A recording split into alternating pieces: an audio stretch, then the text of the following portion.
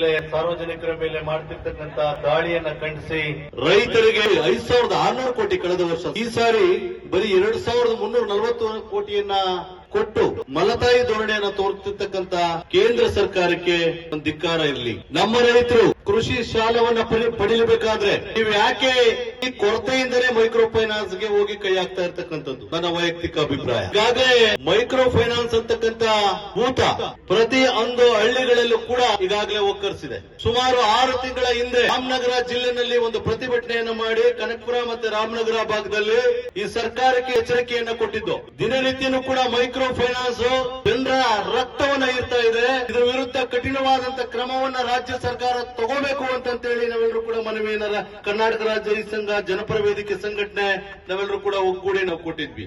ಆದ್ರೆ ಈ ರೈತರ ಪರವಾಗಿ, ಸಾರ್ವಜನಿಕರ ಪರವಾಗಿ ಸರ್ಕಾರ ಚಿಂತನೆಯನ್ನ ಮಾಡಲಿಲ್ಲ.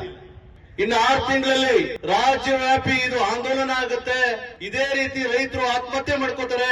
ಏನು ಮೈಕ್ರೋ ಫೈನಾನ್ಸ್ ಅನ್ನ ತಗೊಂಡಿರ್ತಕ್ಕಂಥ ಸಾರ್ವಜನಿಕರು, ಮಹಿಳೆಯರು ಆತ್ಮಹತ್ಯೆ ಮಾಡ್ಕೊಳ್ತಾರೆ ಅಂತಕ್ಕಂಥ ಸುದ್ದಿಯನ್ನ ಈಗಾಗಲೇ ಹಿಂದೆ ರಾಜ್ಯ ರೈತ ಸಂಘ, ನಮ್ಮ ಜಯ ಕರ್ನಾಟಕ ಜನಪರ ವೇದಿಕೆ ನಾವೆಲ್ಲರೂ ಕೂಡ ಹೇಳಿದ್ವಿ. ರೈತ ವಿರೋಧಿ ನೀತಿಯನ್ನ ತಾಳ್ತಕ್ಕಂಥ ಕೇಂದ್ರ ಸರ್ಕಾರ ಒಂದ್ ಕಡೆ, ಈ ಮೈಕ್ರೋ ಫೈನಾನ್ಸ್ ನನ್ನ ಉತ್ತೇಜನ ಮಾಡ್ಕೊಂಡ್ ಬರ್ತಕ್ಕಂಥ ರಾಜ್ಯ ಸರ್ಕಾರ ಒಂದ್ ಕಡೆ. ಇವತ್ತು ಪ್ರತಿಯೊಂದು ಹಳ್ಳಿನಲ್ಲೂ ಕೂಡ ಮೀಟರ್ ಬಡ್ಡಿ ದಂಧೆ, ಮೈಕ್ರೋ ಫೈನಾನ್ಸ್ ದಂಧೆ, ಅಕ್ರಮವಾಗಿ ದುಡ್ಡಿರ್ತಕ್ಕಂಥವರು ಬ್ಲಾಕ್ ಮನಿಯನ್ನ ವೈಟ್ ಮನಿ ಮಾಡ್ಕೊಳ್ತಕ್ಕಂತ ಒಂದು ವ್ಯವಸ್ಥಿತವಾದಂತಹ ಮೈಕ್ರೋ ಫೈನಾನ್ಸ್ ದಂಧೆ ನಡೀತಾ ಇದೆ. ಇದು ಕೂಡಲೇ ನಿಲ್ಬೇಕು.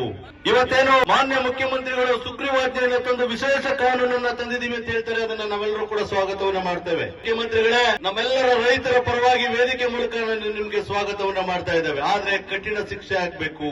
ಅದು ಕಡತದಲ್ಲಿ ಇದ್ರೆ ಮಾತ್ರ ಸಾಲದು. ದಯವಿಟ್ಟು ಹಳ್ಳಿಗಳಿಗೆ ಬನ್ನಿ. ತಾಲೂಕಿನ ಎಲ್ಲ ಪೊಲೀಸ್ ಸ್ಟೇಷನ್ಗಳಿಗೂ ಕೂಡ, ಜಿಲ್ಲಾ ಕೇಂದ್ರದ ಡಿಸಿ ಕಚೇರಿಗಳಿಗೂ ಕೂಡ ನೀವು ಕೂಡಲೇ ಒಂದು ಆದೇಶವನ್ನ ಮಾಡಬೇಕು. ಯಾರು ಮೀಟರ್ ಬಡ್ಡಿ ದಂಧೆ ಮಾಡ್ತಾರೆ, ಮೈಕ್ರೋ ಫೈನಾನ್ಸ್ ಕಿರುಕುಳ ಕೊಡ್ತಾರೆ, ಅವ್ರ ಮೇಲೆ ಮೊಕದ್ದಮೆ ಹಾಕಬೇಕು, ಅವ್ರನ್ನ ಜೈಲ್ಗೆ ಇಟ್ಟುವಂತ ಕೆಲಸವನ್ನ ಮಾಡಬೇಕು, ಅವ್ರ ಮೇಲೆ ರೌಡಿ ಸೀಟ್ ಅನ್ನ ತೆರಿಬೇಕು ಅಂತ ಹೇಳಿ ನಿಮ್ಮೆಲ್ಲರ ಪರವಾಗಿ ನಾನು ವಿನಂತಿಯನ್ನು ಮಾಡ್ಕೊಳ್ತೀನಿ ಸ್ನೇಹಿತರೆ.